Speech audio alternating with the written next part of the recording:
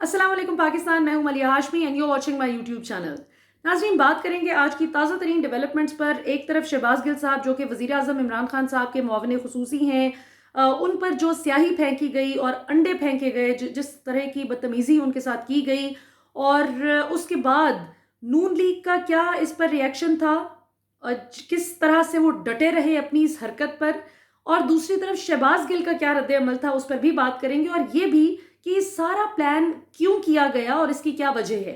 दूसरी हम बात करेंगे जो कल अपोजिशन जमातों का मुश्तरका इजलास होने जा रहा है, जिस पर पीपल्स पार्टी एक तरफ डटी हुई है अपने उसी मौक़िफ़ पर कि हम जमहूरी तरीके से निज़ाम के अंदर रहते हुए टफ टाइम देंगे इमरान खान हुकूमत को, जबकि फजल रहमान साहब और नवाज शरीफ साहब अब चमक चमक कर जरदारी को सुना रहे हैं कि देखा, आपने देख लिया सेनेट में जो कुछ हुआ, देख लिया आपने, ये आप निज़ाम के अंदर रहते हुए टफ टाइम देंगे और ये इमरान खान जीतता चला जाएगा।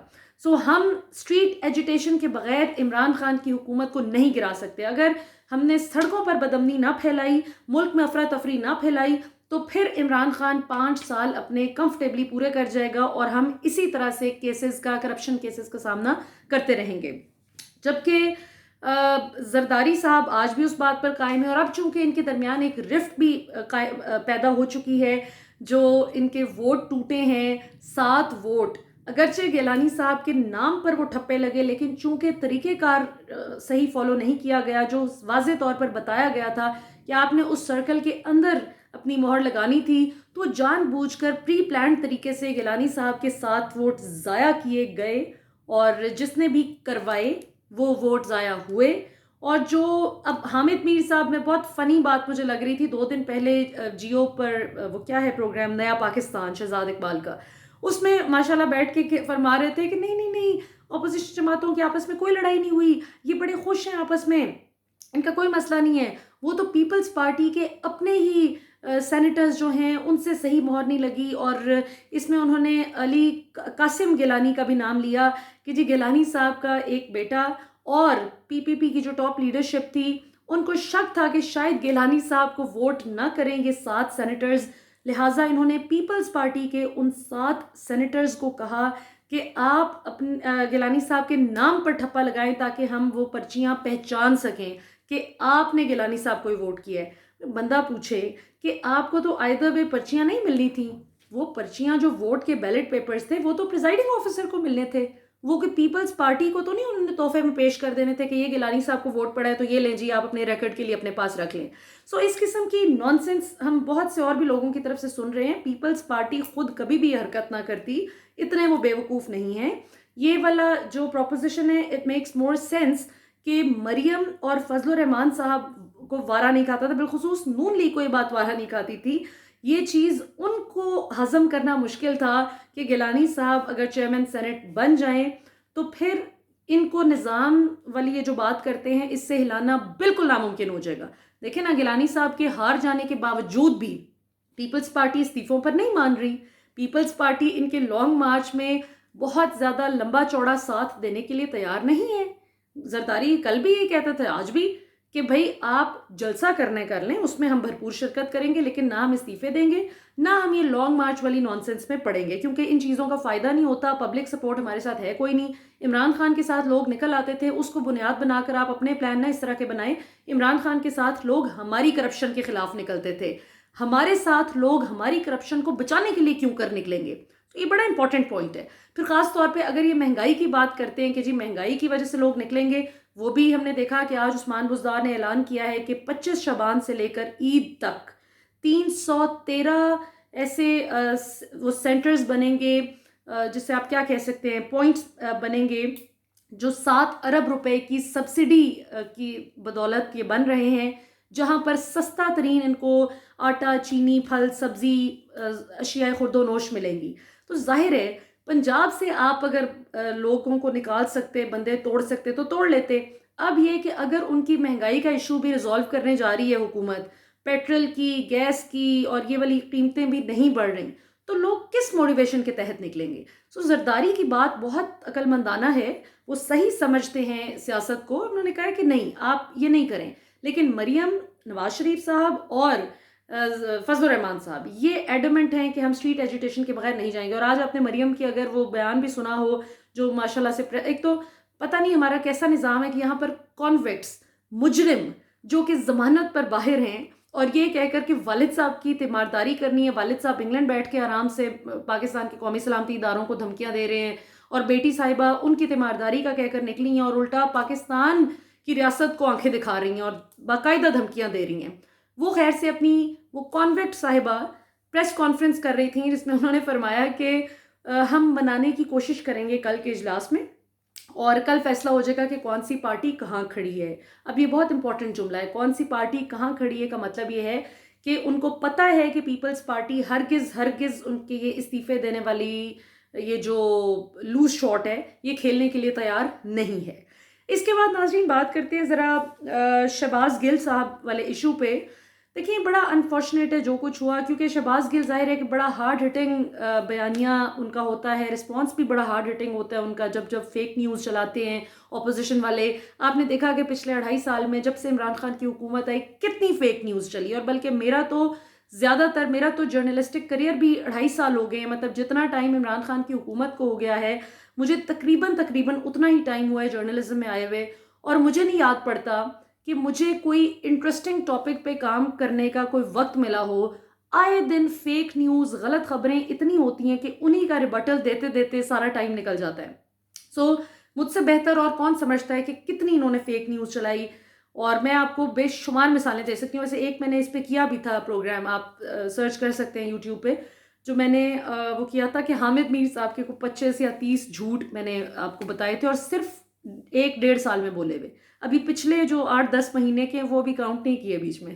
तो एक तो मैंने आपको आज की वीडियो में भी बताया ना कि किस तरह वो इस जो शराजा बिखर चुका है ऑपोजिशन का, इसको पैबंद लगाने की कोशिश कर रहे हैं और बता रहे हैं कि नहीं इनकी कोई आपस में लड़ाई नहीं हुई। और भाई उनके जो लीडर्स हैं वो आपस में इस कदर अब तपे में हैं कि हमें आपने वोट क्यों नहीं दिया, और दूसरी तरफ वो कहते हैं कि आपको वोट क्यों दें, आप हमारे साथ स्ट्रीट एजुटेशन में साथ नहीं देते।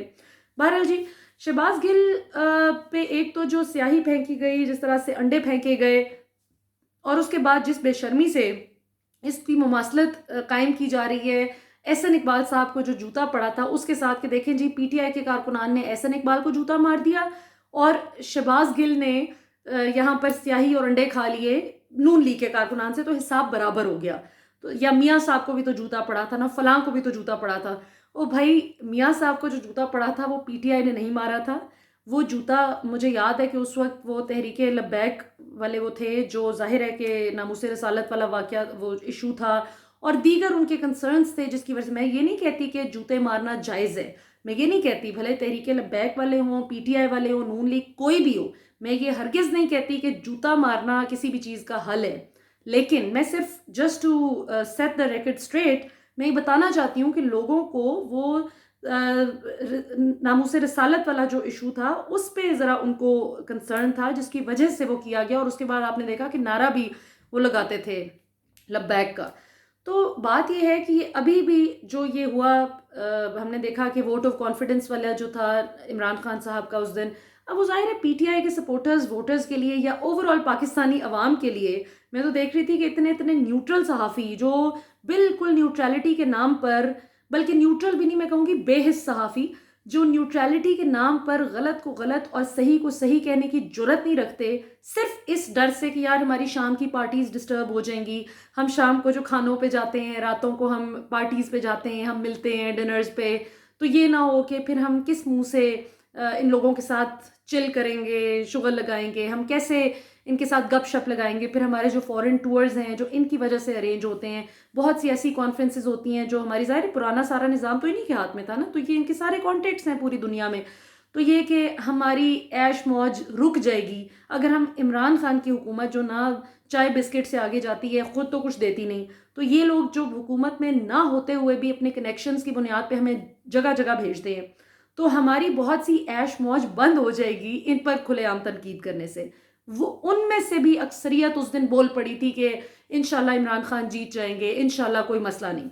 और ये मैं आपको बड़ी 100% हकीकत पर मबनी बात बता रही हूँ कि मेरे भी बहुत से दोस्त ऐसे हैं जो अपोजिशन में हैं, बहुत से दोस्त ऐसे हैं जो कि हुकूमत ये पीटीआई इमरान खान के ख़िलाफ़ बात करते हैं, लेकिन वो मेरे बहुत अच्छे दोस्त हैं, मेरा उनसे बहुत अच्छा ताल्लुक़ है। लेकिन मैं अपने उस अच्छे ताल्लुक़ की वजह से, अच्छा रख-रखाव, अच्छे फैमिली टर्म्स की वजह से मैं हरगिज़ सही बात करने से नहीं रुकती। भई, मैं जैसी हूँ, मुझे वैसे ही एक्सेप्ट करें। मैं तो सही बात करूँगी, सही को सही और गलत को गलत कहूँगी। जिसने मुझसे नहीं बात करनी सिर्फ़ इस बुनियाद पे मैं सही को सही और गलत को गलत कहती हूँ, वो भले मुझसे बात ना करे। कोई मसला नहीं, मुझे ऐसे ताल्लुकात नहीं निभाने कि जहाँ पे मुझे अपने मुल्क के लिए जो सही बात है, वो मैं ना कर सकूँ। इस चीज़ की कदर कौन होता है जो मुझ पे लगाए? लेकिन बहरहाल जी, वो लोग भी जो इस किस्म की फॉर्मेलिटीज़ में पड़े रहते हैं और अपनी बेइज़्ज़ती को न्यूट्रलिटी का नाम दे के खामोशी से साइड पर हो जाते हैं, वो तक उस दिन बड़े एक्साइटेड थे कि जी इमरान खान जीत गए और सारा। उस वक़्त एक माहौल ऐसा बना हुआ था, उस वक़्त अभी वोटिंग होनी थी और बड़ा मतलब एक एक्साइटमेंट भी थी और एक वो भी था कि कुछ भी हो सकता है उस दिन। उस वक़्त यानी बिल्कुल उस अवाम के बीच में जाके इन लोगों ने प्रेस कॉन्फ्रेंस की और फिर ये इनका कहना कि जी प्रेस कॉन्फ्रेंस का तो टाइम पहले से ही बताया हुआ था। आपने टाइम मीडिया को बताया था और बहुत लेट बताया था। आपकी प्रेस कॉन्फ्रेंस का बहुत लेट पता चला था और मीडिया को पता था, अवाम को नहीं पता था कि आपने वहाँ पे होना है। तो ज़ाहिर है यही बात अगर फैसल जावेद खान, शिबली फराज और ये जो पीटीआई शहबाज गिल वगैरह, ये सब अगर नून लीग का कोई गैदरिंग हो और वहाँ पर जाकर खड़े होकर प्रेस कॉन्फ्रेंस शुरू कर दें, तो लाज़मी बात है कि उनसे भी बदतमीज़ी होगी। मैं ये नहीं कहती कि कोई ज़रूर अंडे-शंडे या ये जो इंक्स, ये तो बड़ी अब गलत रिवायात पढ़ने लगी। पहले भी होता था लेकिन बहुत कम। तो बहरहाल थोड़ा-सा बंदे को देखना चाहिए कि हम जहाँ पर इतना एक जमे गफ़ीर है लोगों का, वहाँ पर हम थोड़ा-सा बुर्दबारी से काम लें। वो मेरे प्रोग्राम में अली नवाज़ ऐवान आए थे पीटीआई के, उन्होंने एक बड़ी सही बात की थी।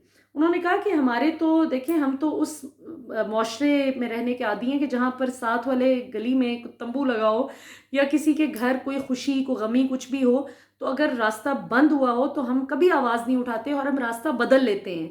उस सड़क की बजाय किसी दूसरी सड़क से हम चले जाते हैं कि अगर किसी ने फॉर व्हाटएवर रीज़न बंद किया हुआ रास्ता 1 दिन 2 दिन के लिए, तो इनसे इतना नहीं हुआ कि ये उस जगह को अवॉइड कर लेते जहाँ पे अवाम, आपको पता है कि स्पेसिफिकली प्रो पीटीआई अवाम सारी इकट्ठी हुई है। बहरहाल जी, तो लोगों ने कहा जी कि आज इसका जवाब मिल गया, तो कोई इसका जवाब नहीं मिला। एहसन इकबाल साहब को जूता पड़ना भी गलत था, बिल्कुल गलत था। मैं उस दिन भी कहा था, आज भी कहती हूँ कि ये तरीका नहीं है अपने डिफरेंस ऑफ ओपिनियन को एक्सप्रेस करने का। लेकिन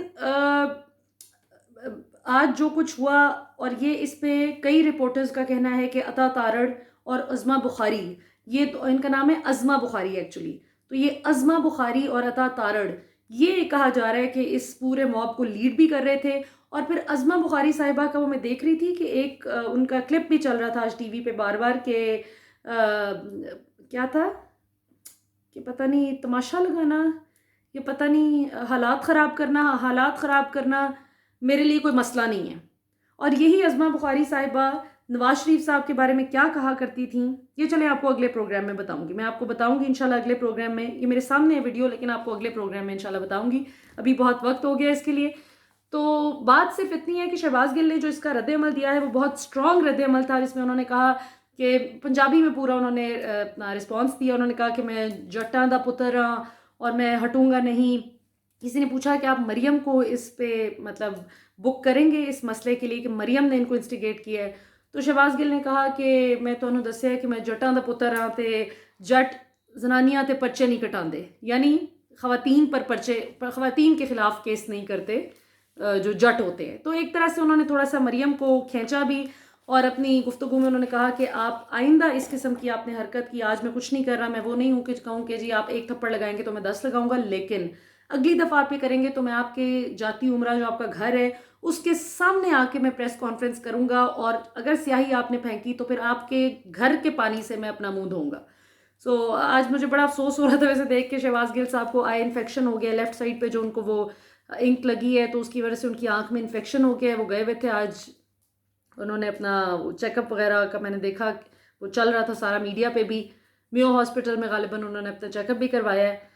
तो बड़ा अफ़सोसनाक है और ये बड़ा गलत प्रेसिडेंट मरियम सेट कर रही हैं। याद रखें, आप तो नैब में जो पत्थर भर के शॉपर ले गए थे और आपके एमपीएस लोगों को अर्ज कर रहे थे और आपके अपने पीएमएलएन वर्कर्स ने इस बात को का भांडा फोड़ दिया था कि जी ये खुद एमपीए जावेद भट्ट साहब और ये दीगर लोग जो है लेकर आए हैं पत्थर। आप यकीन करेंगे, आप मरियम को कुछ अरसे के लिए खुश कर सकते हैं इस तरह की हरकतों से, इसके बाद आपके साथ बहुत बुरा होगा। और ये क्यों? क्योंकि ज़ाहिर है इमरान खान के साथ लोगों की बड़ी स्ट्रॉन्ग इमोशनल अटैचमेंट है। तो अगर आप ज़ाहिर है ज़्यादती करेंगे इमरान खान की टीम के साथ, तो ऑब्वियसली वो अवाम जो कि सियासत से कोई कंसर्न ही नहीं रखती थी, सियासत का नाम तक सुनना पसंद नहीं करती थी, और इमरान खान ने उन लोगों को सियासी तौर पर मोटिवेट किया कि नहीं, आपको वोट करना है, आपको पाकिस्तान के जो सियासी लीडरान हैं उनसे सवाल करना है, भले मैं हूँ भले कोई भी हो। तो ये लोग बड़ी मुद्दतों बाद जागे हैं सियासत के लिए। पहली दफ़ा ये खुश हुए हैं, पुरजोश हुए हैं, बल्कि भुट्टो के बाद बहुत से लोग जो डिसअपॉइंटेड थे, आज वो बहुत पुरजोश हैं सियासत के हवाले से। तो ये बड़ा गलत होगा।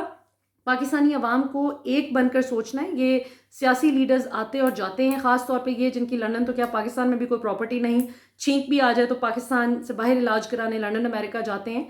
तो मतलब वो डॉक्टर यास्मीन राशिद जो कैंसर पेशेंट हैं, 71 साल उनकी उम्र है, पंजाब की हेल्थ मिनिस्टर हैं, कितनी मुश्किल से वो रोज़ पाकिस्तानी अवाम की खिदमत कर रही हैं जिस तरह। तो ये फ़र्क तो है लीडरशिप में। तो अगर आप ये कहें कि वो लीडरशिप जो कहती है कि कभी कतरी खत, तो कभी जाली कैलिब्री फॉन्ट, तो कभी इस किस्म के जाली ट्रस्ट डीड्स ये देते रहे, उनके लिए किराए पर आए हुए लोग और ये लोग जो कि इस माफिया को टक्कर दे रहे हैं, अगर आप ये कहें कि ये दोनों तरह के लोग एक जैसे हैं और इनका मोटिवेशन लेवल भी एक होगा, जो पैसों पर आए हुए और जो खुद से, तो ये एक नहीं होगा। ये बहुत आपका बुरा हशर करेंगे। और मैं बहैसियत सहाफ़ी और ओपिनियन मेकर चाहूँगी कि हम इस आग को ख़त्म करें। ये मरियम वाले काम नहीं कि एक थप्पड़ लगाएंगे तो 10 लगाएंगे हम आगे से। इस आग पर हम मुझे आपको, हमारी कौम को मिलकर पानी डालना है और इस आग को बुझाना है कि बहरहाल हम सब पाकिस्तानी हैं और गरीब का बच्चा इन लोगों के लिए क्यों मरे, गरीब का बच्चा अपनी जहालत के हाथों क्यों सज़ा काटे, कि सिर्फ इसलिए कि ये लोग बेवकूफ़ बहुत अच्छा बना लेते हैं, तो इसलिए आप इनके नाम पे मरने मिटने के लिए तैयार हो जाएं। आई एम वेरी सॉरी, ये बिल्कुल गलत ट्रेंड है। और जितना हो सके इस मैसेज को प्लीज़ फैलाइए कि हमें किसी के लिए लड़ना नहीं है, हमें पाकिस्तान के इंटरेस्ट के लिए खड़े होना है। और जावेद लतीफ़ साहब ने भी जिस तरह की बात की, उस पर भी उनको जूते या स्याहियाँ इससे नहीं, अपनी ज़ुबान की ताकत से तहज़ीब के दायरे में रहते हुए उनका मुकाबला करें। यही बेहतरीन तरीका है मुकाबला करने का। इसके साथ ही मुझे इजाज़त दीजिए नाज़रीन। पाकिस्तान जिंदाबाद।